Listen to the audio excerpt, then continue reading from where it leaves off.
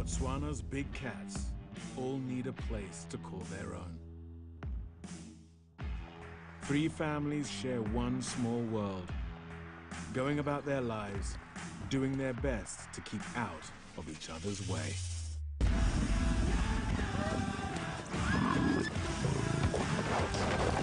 I'm David Oyelowo, and this is Big Cat's Small World. 2-part series premiere, Tuesday, on Love Nature.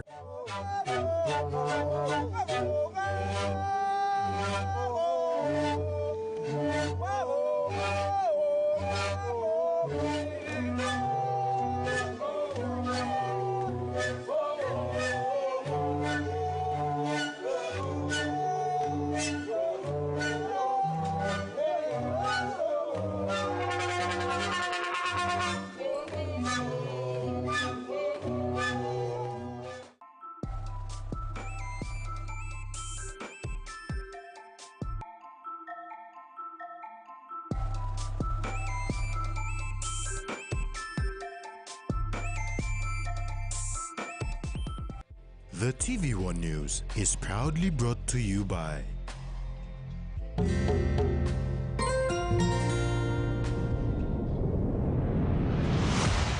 BSP, our bank, our people.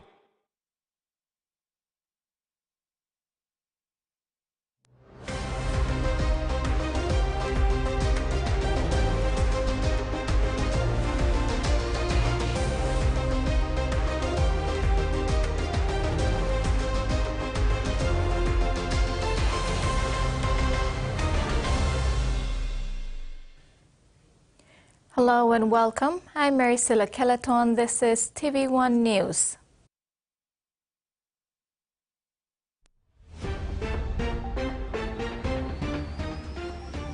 In this edition, PNG firm in COP29 decision. KTA distributes revenue to boost local communities, and minimal change in Orchids team. In the coming 48 hours, the United Nations Climate Change Conference will commence in Baku, Azerbaijan. Global leaders will gather at the Conference of Parties, or COP29, to drive the conversation and compel action around climate change, sustainability targets, and the energy transition. This year, the national government has made the bold decision to not have Papua New Guinea participate.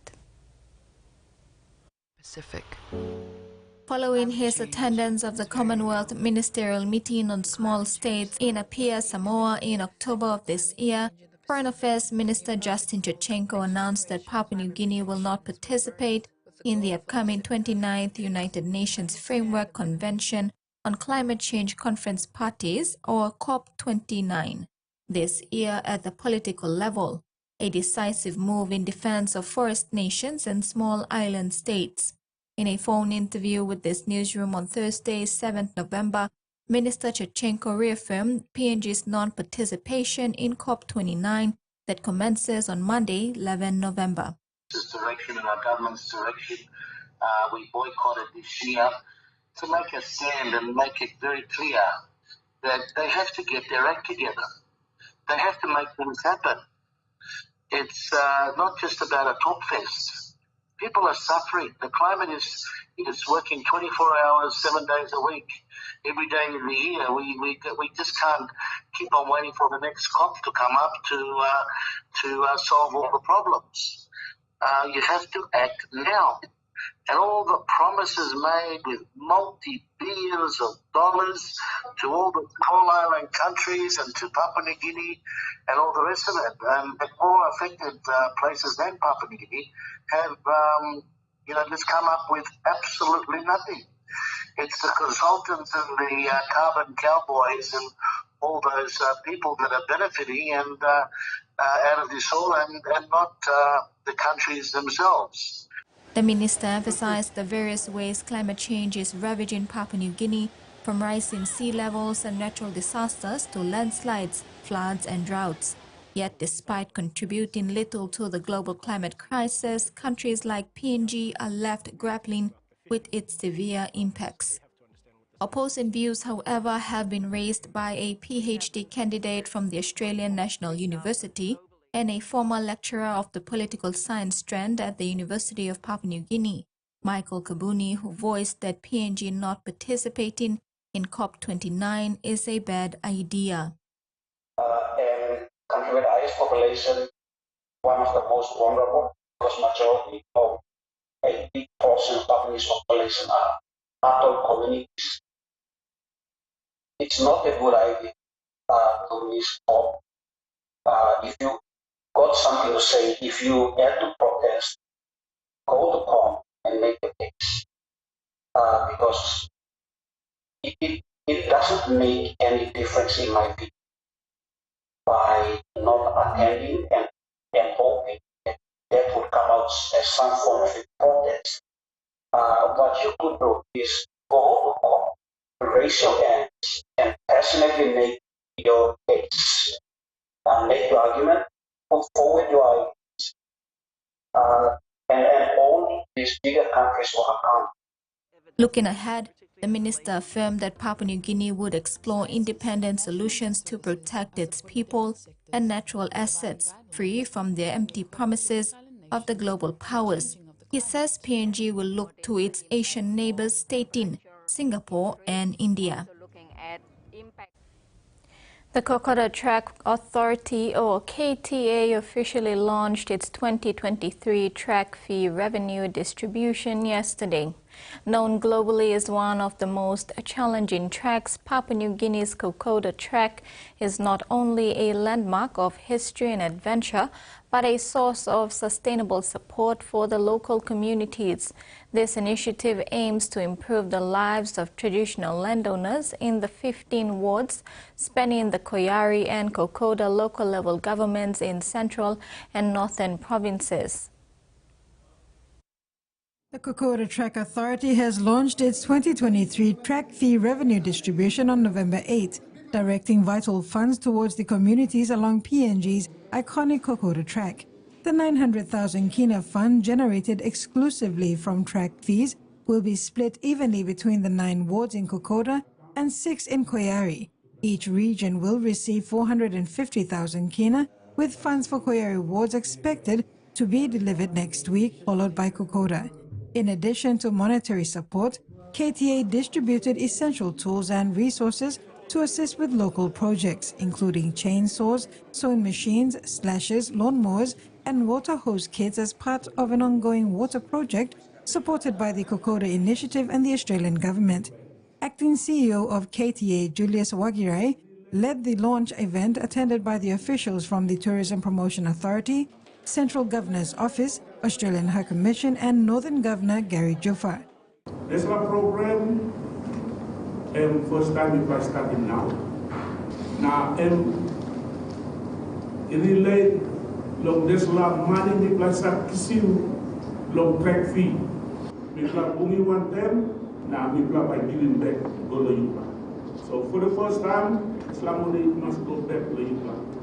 Australian High Commission representative Ali De Coca highlighted the strong bond between Papua New Guinea and Australia, emphasizing the Kokoda Track is a symbol of shared history and friendship. She noted that through the annual 12 million kina Kokoda initiative, Australia remains committed to supporting health, education and infrastructure projects across the region. This year alone, we've delivered a number of significant projects, including the Afogi Ranger Station, the Kagi Aid Post reopening, quarterly health patrols reaching 4,500 people, supported 200 teachers across the track to deliver education. De Coca shared that over 3,000 Australians trek Kokoda each year, contributing to local economies and strengthening ties between the two countries. She underscored Australia's dedication to helping Kokoda communities leverage tourism revenue to support initiatives they value, enhancing quality of life along the track. The Kokoda Track Authority's 2023 revenue distribution underscores the dual mission of preserving the track's cultural and historical legacy while empowering communities to build a sustainable future. Kaukidu Jr., TV1 News. Northern Governor Gary Juffa has emphasized the critical importance of respecting ancestral lands and preserving cultural traditions. He reminded attendees at the Kokoda Track Authority's 2023 track fee distribution launch that land and nature offers vital support to communities, urging continued conservation efforts along the Kokoda Trail and in the Afora region, where a significant environmental preservation project is underway. Governor Juffa shared plans to extend the Afora conservation model to Kokoda with the support of a €90 million partnership from the European Union for Sustainable Agriculture.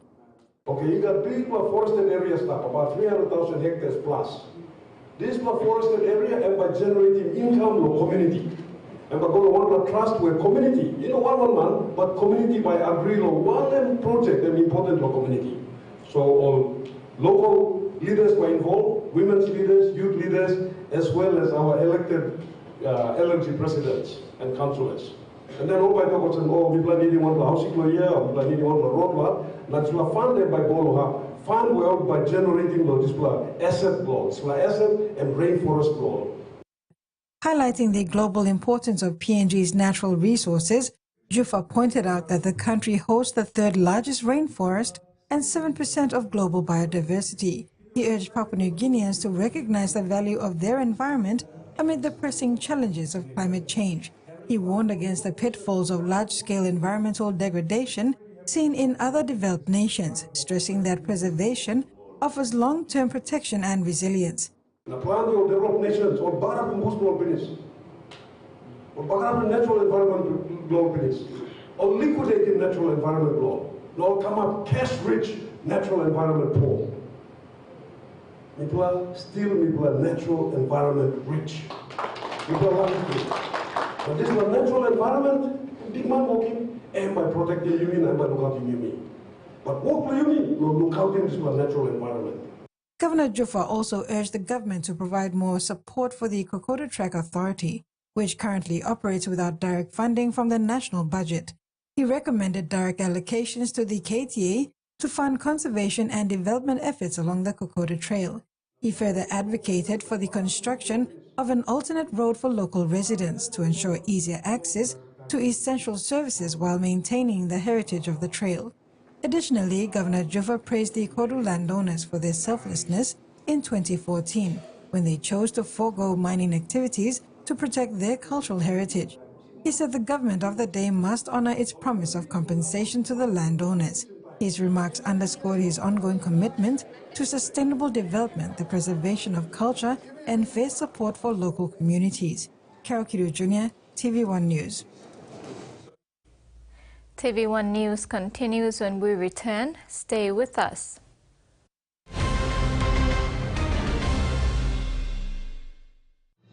Experience a convenient and smarter way to do your banking with BSB Mobile Banking. You don't have to leave the office or your home to pay for bills. You can view your account balance, transfer funds, top up phone credits, or purchase easy paid units wherever you are.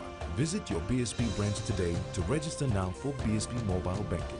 BSB Mobile Banking, the smarter way to bank. BSB, our bank, our people. He says the best Hunters players come from his region. So does she. But there's one thing that brings everyone together. SB Laga, Bungim Yumi. Open nets.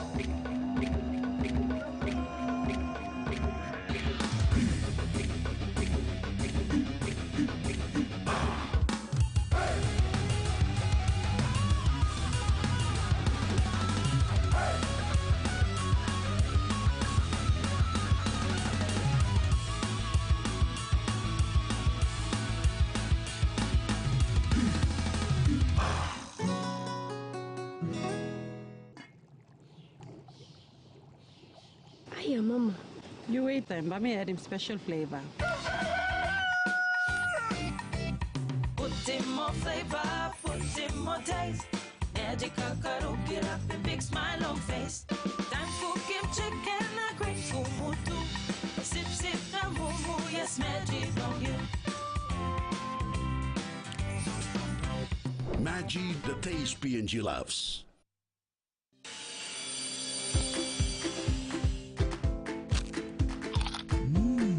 Right across the nation, we eat snacks crackers.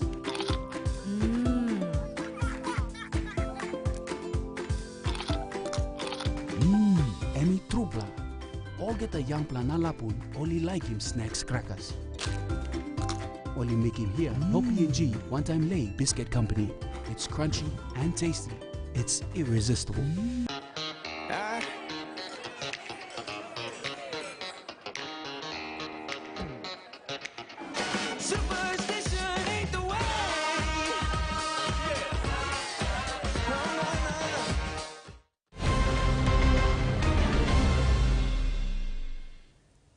Thanks for staying with us. President-elect of the United States, Donald J. Trump, has won the 2024 presidential elections. This isn't his first presidential run. In 2016, he became America's 45th president and set out on an America First foreign policy. This newsroom interviewed Michael Kabuni, a PhD candidate at the Australian National University and formerly a lecturer of the political science strand at the University of Papua New Guinea, to gather views on what another Trump presidency could mean for America's foreign policy on its Pacific partners, especially Papua New Guinea. In 2016, Donald J. Trump was elected on a populist conservative movement, America First, basically making all effort to try to get as much out of foreign policy arrangements for the betterment of the American public.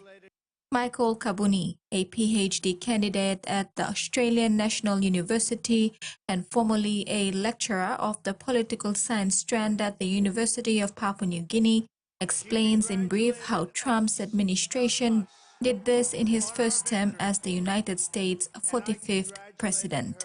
His first term is want to maximize American interest as much as he can.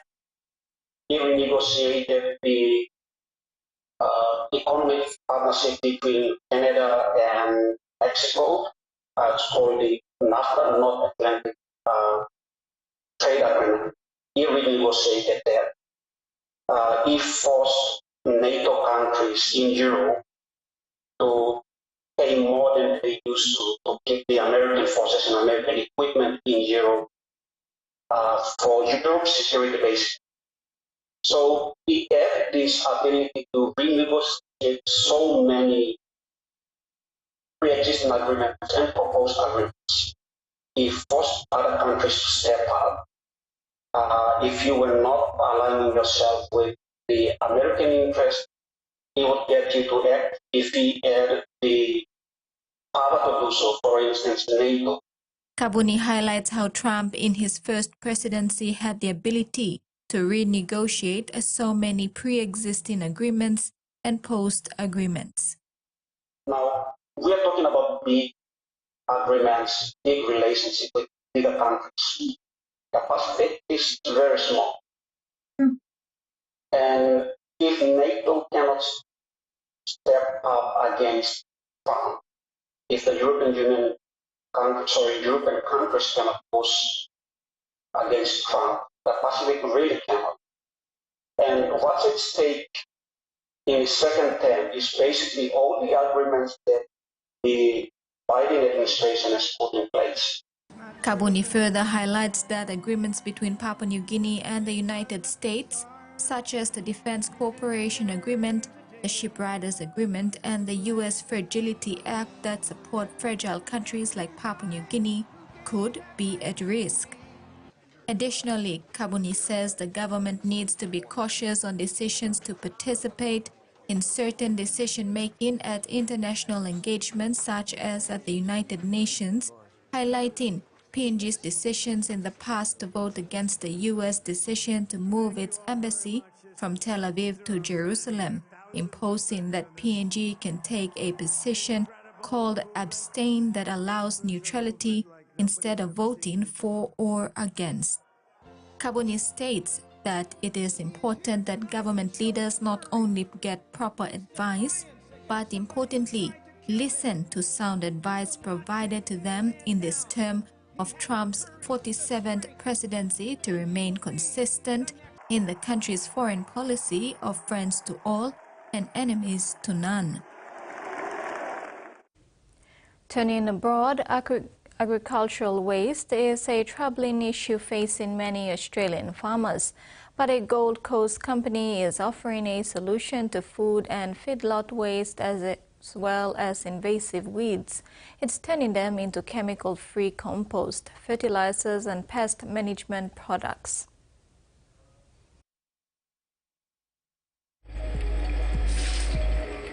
It looks like something from a superhero comic, but this isn't Hulk juice.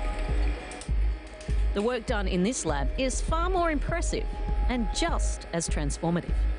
Mick Shipley's in charge of research and operation at this Gold Coast-based company. What we're looking to do here is to develop our microalgal culture capability so that we can make better use of more waste streams in order to produce plant-based proteins, which we can then convert to amino acids, and then it goes back into agriculture as a bioavailable formulation. That's a lot of science, but stick with me and it will become clear. The company Bio10 wants to commercialise products using only agricultural waste streams. That means waste from feedlots, food waste, and even invasive weeds, initially turning them into 3 different products: compost, fertiliser, and integrated pest management. The process uses no synthetic chemicals, but that doesn't mean that there's not a lot of science involved. We know that fertilisers, in particular phosphates, they're running out. So in Queensland, there's over 1 million tonnes of agricultural food waste in specific per year. That's just wasted nutrients that could go back to agriculture. It's with this technology they say they can revolutionise the agricultural waste problem. Not just by turning it into usable products, but by doing it with mind-blowing speed. This machine is the jewel in the crown. Composting takes 180 days. The team at Bio10 claim that with this machine, they can do it without off-gassing, without pathogens, without leakage, in a maximum of just 5 days. While rapid composting already exists, the Bee Nature machine breaks down organic material with a simulated digestion process.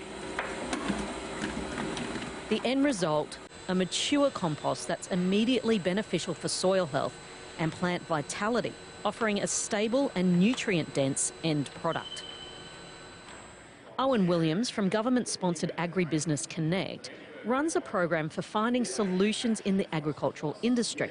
He's been working with the Bio10 team to put their discoveries in front of farmers. With regards to Bio10, they're an early startup, so our job is to validate their tech for a start and then look for the pathway where they can actually get that through to the farmers, where it really makes the impact, and that's usually a commercialisation program. This is TV1 News. Sports is next. Stay tuned.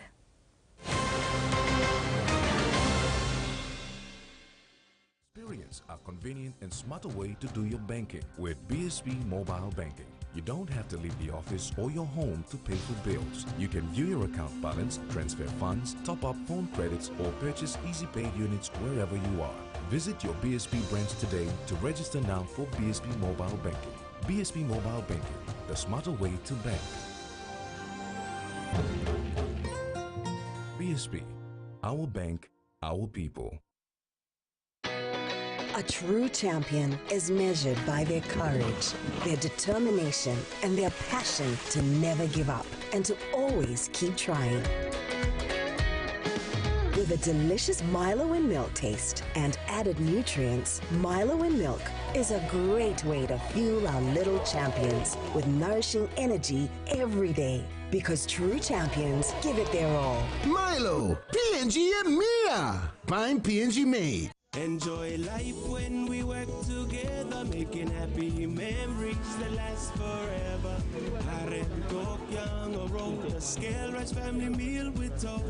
We'll bring out the smiles, cause it's a favorite by miles. Senisigola scale rice low scale price. Senisigola scale rice low scale price. But you like him? In its first 10 years, the PNG LNG project has had a long-lasting impact, contributing more than 26 billion kina to the state of Papua New Guinea. Equity distributions are paid to KPHL and MRDC based on the interest they hold. Tax is paid to the IRC, while development levy and royalties are paid to DPE. For more information on direct and indirect benefits, visit PNG EITI's website.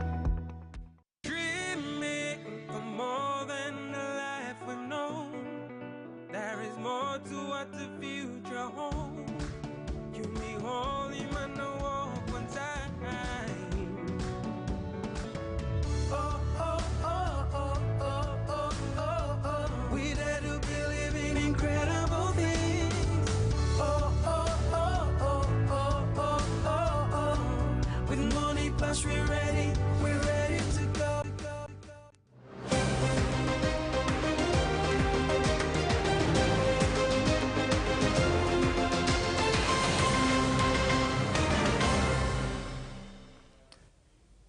Welcome back. The PNG Orchids have been held scoreless in its last two matches against Australian Jillaroos and New Zealand Kiwi fans in the Pacific Championships. They are in for the third one tomorrow against Fetu Samoa, and it promises to be a tough one. The Orchids coach Tani Norris has made minimal changes to her lineup that went down to fans at the Santos National Football Stadium last weekend. The Fetu Samoa has won all its group games against Tonga and Fiji. They have been fine form claiming the Pacific Bowl title for women and securing themselves a place in the 2026 Rugby League World Cup.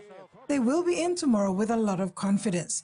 This match has a lot in it. PNG Orchids will be playing for pride. They will play to avoid relegation to Bowl Championship.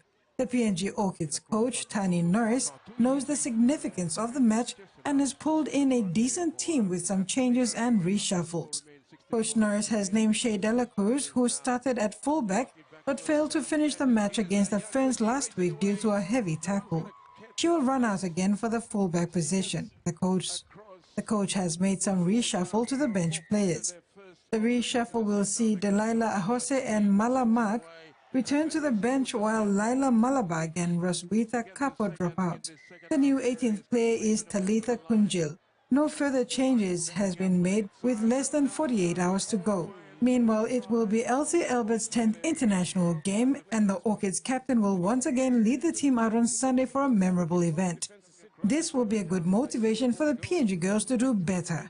The winner in this match plays in the Cup Championships, and the loser gets relegated down to play in the Pacific Bowl Championship. Both teams are looking sharp and are ready to meet. The match will be live streamed on TV1 Sports.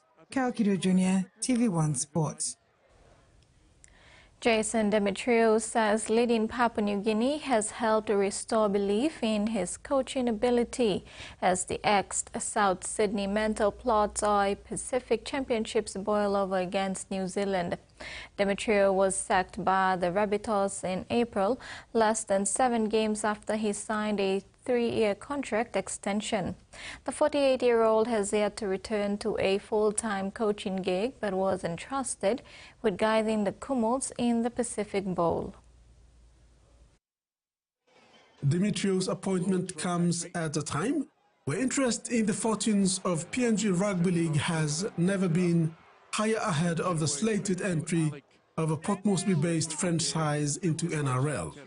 After winning both of these PNG games while in charge despite missing several key names, Demetriou has a chance to end 2024 on a high note. The Kumuls face the Kiwis in the Pacific Championships promotion relegation playoff at Combank Stadium on Sunday. Yeah, I'm expecting a Tier 1 game from obviously one of the best teams in the world. They're the champions of the Pacific Championships last year, and after beating Australia 30-0, and I've had 2 tight games against Australia and the Tongan side. So, yeah, we're expecting a really tough challenge. It would obviously mean a lot, but for us it's about an opportunity to play against the top tier countries and improve our game year on year. So this is a good challenge for us. We've done well in the bowl so far to win both games, and this will be another step up again. Commenting on last week's performance against the Cook Islands and what adjustments needed to be made to make sure they start strong against the heavy Kiwi pack on Sunday, Dimitrios said it's all about attitude and having full focus on what's in front of them for the full 80 minutes, which is another major challenge. Yeah, I think it's just our attitude to the game, and I think you'll get that anyway with the quality opposition we're playing against. You can feel that in training already. The players are pretty switched on and dialed into the opportunity that's in front of us. But yeah, a lot less distractions out here in St Mary's, and real focus on the game this week. Yeah, I think obviously their forward pack is key for us. You know, they've got two of the best front rowers in the world in Joseph Tarpany and Fisher Harris, so it's going to be a real focus point for us. But also the big thing for us is to get our game on. We want to play our style of footy, and we want to trust that our style of footy can get us some joy, so it's important we go after that. Easy as in previous years when Papua New Guinea were considered something of a soft touch. Kumuls have only beaten the Kiwis once and haven't played a match against New Zealand since 2013. Pulling off an unlikely upset would be even more remarkable, considering Dimitrios' side for this year's tournament without Xavier Coates, Justin Olam and Edwin Ipape.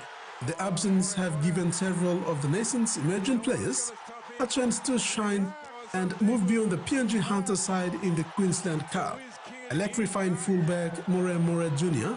has already earned a train and trial deal with the North Queensland Cowboys, and hooker Judah Rimbu, who won the Queensland Cup Player of the Year award, has just put pen on paper on a move to Super League club Castleford Tigers.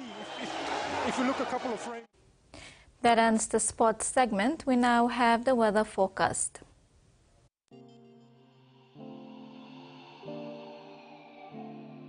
Southern and New Guinea Islands region, scattered showers and isolated thunderstorms. Momase region, scattered showers and thunderstorms with areas of rain. And Highlands region, scattered showers and isolated thunderstorms with areas of rain.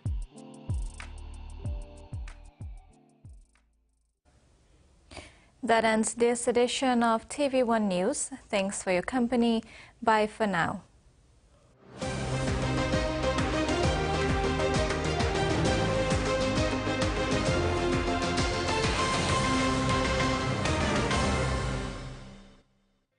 The TV1 News was proudly brought to you by